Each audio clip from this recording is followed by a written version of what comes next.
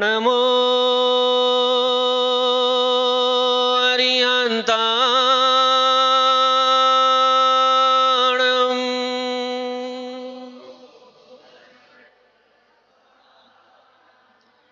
नमो सिद्धाणम्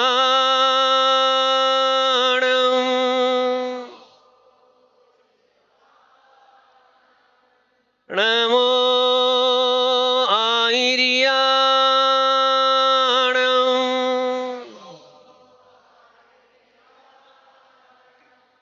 नमो उज्जायाणम्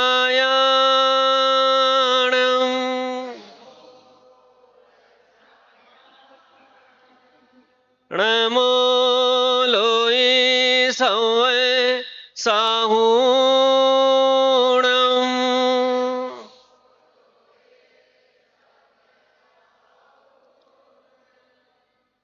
जय बोलो देवादिदेव श्री 1008 श्री चैतन्य चिंतामणि श्री पारसनाथ भगवान की।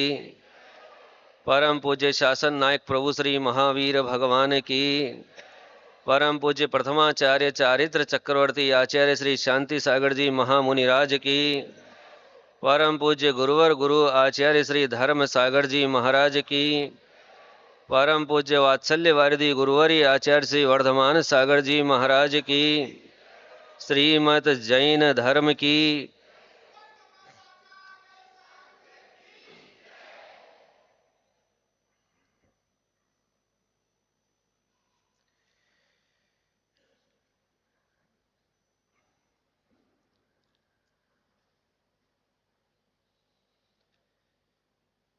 शास्त्र में लिखा है, आपका अनुभूत है, आपने भी जाना है, अनुभव किया है, मैंने भी अनुभव किया है। लेकिन फिर भी एक प्रश्न है जो मुझे वाचाल कर रहा है कि मैं आपसे पूछ लूं। आप कहो तो मैं आपसे पूछ लूं।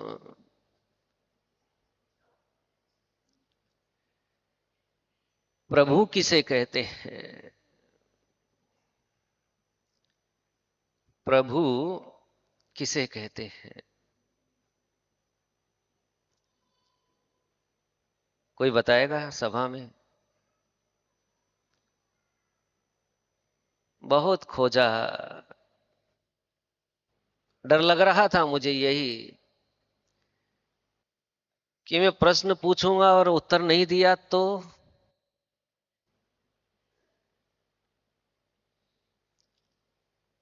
और मुझे यही लग रहा है, अंदर से कंपकपी हो रही है कि गलत तो नहीं पूछ लिया है।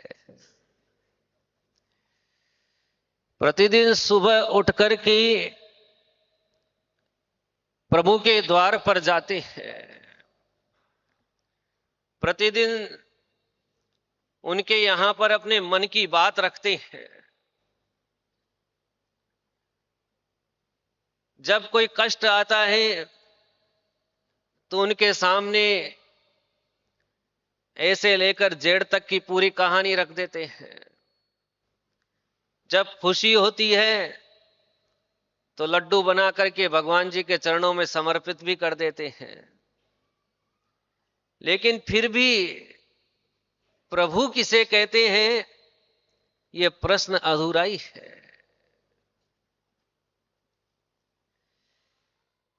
मैंने पूछा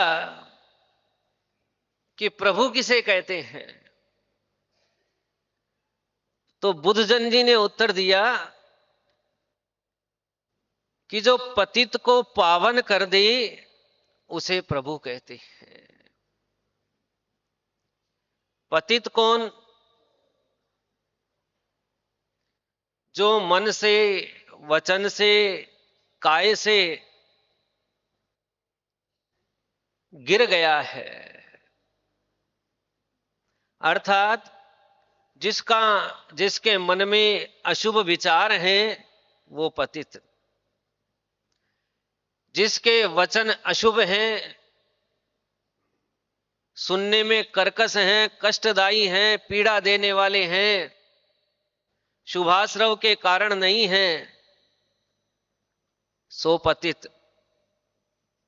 और जिसके शरीर की चेष्टाएं पापाश्रव का कारण बनती है, जिसे देखने में लोग कहते हैं कि ये गलत इसके शरीर की चेष्टा है, वो पतित है। जिसके हिंसा के परिणाम हैं, किसी को दुख देने के परिणाम हैं, किसी को पीड़ित करने के परिणाम हैं, जो किसी से ईर्ष्या करता है, वो जीव पतित है। तो ऐसे जो परिणामों से पतित हो गए हैं, ऐसे जो भावों से पतित हो गए हैं, उनको जो पावन कर दे, उनको जो पावन कर दे, अर्थात दीन होना, दरिद्री होना, ये पतित की पहचान नहीं है। आपकी दृष्टि में, संसार की दृष्टि में, भौतिक दृष्टि में जो दरिद्री है वो पतित है ना? लेकिन वास्तव में जो भावों से गिरा हुआ है वो पतित है। तो जो भाव से गिरा हुआ है, उसके भावों को भी जो उज्जवल कर दे, पावन कर देवे, उसे प्रभु कहते हैं। उसे क्या कहते हैं? प्रभु कहते हैं। प्रभु पतित पावन में अपावन, चरण आयो शरण जी। क्या बोले? पहले प्रभु की परिभाषा कही कि प्रभु किसे कहना? प्रभु पतित पावन, जो पतित को पावन कर दे, जो संसार के दुखों से उठा करके स्वर्ग और मोक्ष का सुख दिला देवे, वो प्रभु। मैं अपावन। अब जो भक्त है, भगवान के सामने खड़ा है, जो फरियाद लेके आया है, जो अपने मन की भावनाएं लेके आया है, जो अपने आप को शुद्ध करना चाहता है, जो अपनी अशुद्धि को मिटाना चाहता है, जो चाहता है कि मेरा भी मन वचन काया इतना पवित्र हो जावे कि जैसे भगवान का है, वो हाथ जोड़ करके, है ना, कैसे हाथ जोड़ते हैं? ये अंगुली से अंगुली बराबर मिली रहे, अंगूठे से अंगूठा मिला रहे, और थोड़ा सा बीच में से नारियल की जैसे हाथ फूला रहे, और ये ऐसे हृदय स्थल पर यहां पर टिका रहे। ये हो गई नमस्कार की मुद्रा। अब इसको हाथ जोड़ करके और अपनी जो नासा, अपनी जो आंखें हैं, वो आंखें प्रभु के चरणों में टिका लेना। कहां टिकाना? प्रभु के चरणों में। और फिर प्रार्थना करना। उनके मुख को देख करके प्रार्थना नहीं करना, इधर उधर देख करके प्रार्थना नहीं करना। अपने हाथों को ऐसा मुकुलित करके और वक्ष स्थल पर लगा करके, और ये जो दोनों कोहनी होती है, उनको इन दोनों पसवाड़ों पर स्थित करके, और फिर श्री भगवान के सामने अपनी जो दृष्टि है वो प्रभु जी के चरणों में लगा करके, और फिर प्रार्थना करता है। मैं अपावन, कि हे भगवान, मैं पतित हूं, अपावन हूं, संसार में अनेक अनेक जन्मों से संसार में ही घूम रहा हूं, दुख पा रहा हूं, और इस बार भी बहुत दुख और कष्ट पाए हैं। मेरे परिणाम, मेरी काई की चेष्टाएं सब अशुभ है, लेकिन फिर भी मैं आपके इन चरणों की शरण में आया हूं। इसलिए दोनों आंख जो है वो चरणों पर टिकी हुई है कि मैं आपके चरणों की शरण में आया हूं। अब जब शरण को प्राप्त हो गया, फिर बाद में अपना अस्तित्व समाप्त हो गया। अब मैं नहीं रहा, मैं तो प्रभु का दास हो गया। मैंने अपना स्वामी उनको मान लिया, मैंने अपना गुरु उनको मान लिया। अब तो मैं भक्त हूं, मेरी कोई पहचान नहीं है, पहचान तो मेरे प्रभु की है, उनकी पहचान से मेरी पहचान है। मैं तो निर्मूल्य हूं, ये अमूल्य है, इसीलिए तो शरण ली है, इसीलिए तो शरण ली है। शरण कहां लेते हैं? जहां पर आपके दुख दर्द मिट जाएंगे, वहीं पर तो शरण ली जाती है। जब भरत चक्रवर्ती सठखंड की विजय पर गया और वहां पर अनेक अनेक युद्ध करके उसने 6 खंड पर विजय प्राप्त करी, तो उनमें से एक देश का राजा ऐसा था जो स्वाभिमानी था। बोले, चक्रवर्ती भले ही हो, लेकिन मैं अपना राज्य उसके अधीन नहीं कर सकता, मैं उसके अधीन नहीं रह सकता हूं। इसलिए उसने बहुत युद्ध किया और फिर बाद में जब युद्ध में हारने लगा तो बाहुबली की शरण में पोदनपुर चला गया। बाहुबली की शरण में पोदनपुर चला गया तो उसने कैसे शरण ली? ऐसे ही कि मेरा कोई वजूद नहीं है, मेरा कोई अस्तित्व नहीं है, अब सब कुछ आपके ही चरणों में समर्पित है। जब बाहुबली ने उसको इस प्रकार से समर्पित देखा तो उसने उसे अभयदान दे दिया। ठीक इसी प्रकार जब मैं भी भगवान की शरण में आया हूं, तब मेरा कोई नाम नहीं, मेरा कोई पता नहीं, मेरा कोई एड्रेस नहीं, मेरी कोई आईडी नहीं, अब मेरा सब कुछ समाप्त हो गया है। मैं तो पूर्ण रूप से आपके चरणों में समर्पित हो गया हूं। अब तो जैसा आप कहोगे वैसा करूंगा, अब मेरी कोई चलने वाली नहीं है। मैंने अपना सब मान सम्मान सब आपके चरणों में समर्पित कर दिया है। ऐसी ही भक्ति करनी पड़ेगी। 2 बालक थे, एक सेठ जी के साथ शिखर जी चले गए, उनके यहां नौकरी करते थे। सेठ जी ने कहा कि 4 बजे पहले कोई भी पहाड़ पर नहीं जाएगा, 4 बजे मैं पहाड़ पर चलूंगा, तभी आप सबको मेरे साथ चलना है। और वो दोनों बच्चे नौकर थे, काम करने वाले थे, उनको जाने की इजाजत नहीं थी क्योंकि पीछे का काम करना है। दोनों बच्चों के मन में इतने भाव थे सम्मेद शिखर की वंदना करने के। जैन कुल में जन्मे थे, जिन्होंने जन्म से नाम सुना, पर उस काल में सम्मेद शिखर जी जाना एक बड़ी बड़ी यात्रा होती, 6 महीने लगते थे शिखर जी पहुंचने में। दोनों बालकों ने संध्या को विचार किया कि बाबूजी ने कहा है कि 4 बजे जब मैं पहाड़ पे चढ़ूंगा तभी मेरे साथ चलना, और अपन जा नहीं सकते, तो क्या किया जाए? तो उन्होंने प्रभु से प्रार्थना की। द्रव्य नहीं था उनके पास में, उनको ज्वार मिली थी कि इसको कूट करके खिचड़ी बना के तुम खा लेना, ये उनका द्रव्य था। उन्होंने ज्वार की पोटली बांधी, कमर में बांध ली, और शाम को ही 10 बजी रात को तो सम्मेद शिखर के पहाड़ की वंदना शुरू कर दी। जिस जमाने में सम्मेद शिखर के पहाड़ पर चढ़ना भी दूभर था, सिंह, व्याघ्र आदि अनेक प्रकार के जंतु रहते थे, वो दोनों बालक पहाड़ पर चढ़ गए। और जैसे ही पहली टोक आई,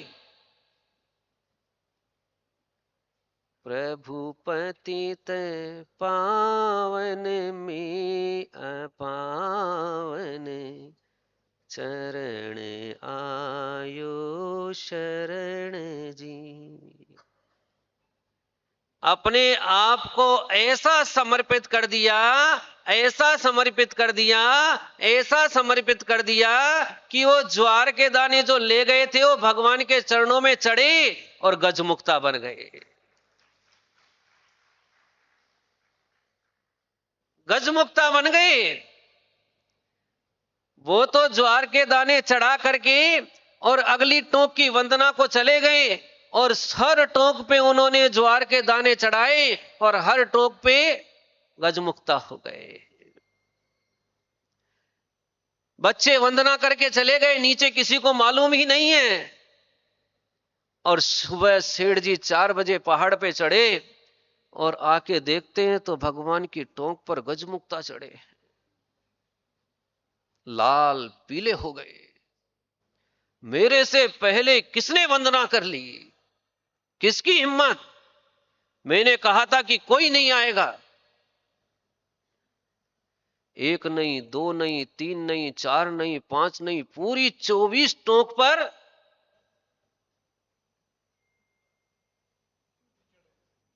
गजमुक्ता चढ़े हुए थे। ये ज्वार के दाने गजमुक्ता कैसे बन गए? गजमुक्ता समझते हैं ना, हाथी के गंड स्थल में जो मोती भरे रहते, कोई कोई हाथी होता है जिसके इस कपाल में मोती भरे रहते हैं। जब कोई उस कपाल को भेद देता है तो उसमें से वो मोती निकल करके बाहर बिखर जाते हैं। वो मोती बन गए हो, जो दुर्लभ में अति दुर्लभ है। कई हजारों लाखों हाथियों में कोई एक हाथी होता है ऐसा। उनका समर्पण था कि उन्होंने अपना सब कुछ उन प्रभु के चरणों में समर्पित कर दिया। तन भी, मन भी, धन भी, सब कुछ। तो उन्होंने जो अपनी भक्ति समर्पित की, उन्होंने जो भगवान के चरणों में अपने आप को समर्पित किया, तो उस भक्ति के फल से वो ज्वार का दाना भी गजमुक्ता बन गया। और सेठ जी बड़ी बड़ी थालियों में रत्न ले गए थे, उन्होंने भी समर्पित किया, लेकिन भाव। अब बताओ, दरिद्री कौन और धनवान कौन? जिनके पास कुछ नहीं है ये अगले भाव के चक्रवर्ती हैं, और जिनके पास सब कुछ है उनके पास कुछ नहीं है।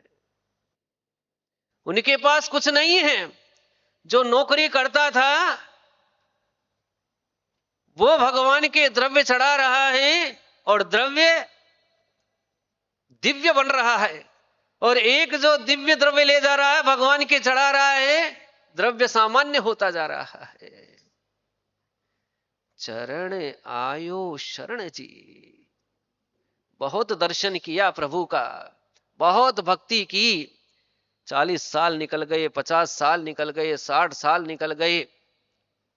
ऋषभ जी कितने साल निकल गए, लेकिन एक भी चावल का दाना अभी तक सोने का बना नहीं। मणों चावल चढ़ा दिए। क्यों? क्योंकि मैंने प्रभु की भक्ति उस प्रकार से की ही नहीं। यदि वास्तव में मैंने उस प्रकार से भक्ति की होती, मैं प्रभु के चरणों की शरण को उस प्रकार से प्राप्त हो गया होता। अरे आपको तो याद ही है, कूलड़े में सर्प लेके आया था मिट्टी के घड़े में कि ये मेरी पत्नी है, बहुत धर्मात्मा है, जिन धर्म को मानती है, आज इसका काम तमाम कर दूंगा। तो कालबेलिए से एक सर्प खरीद के लाया कि ऐसा सर्प देना कि जो थोड़ा सा भी छू जाए तो मर जाए। ऐसा विषधर सर्प एक मिट्टी के घड़े में लेकर के आ गया,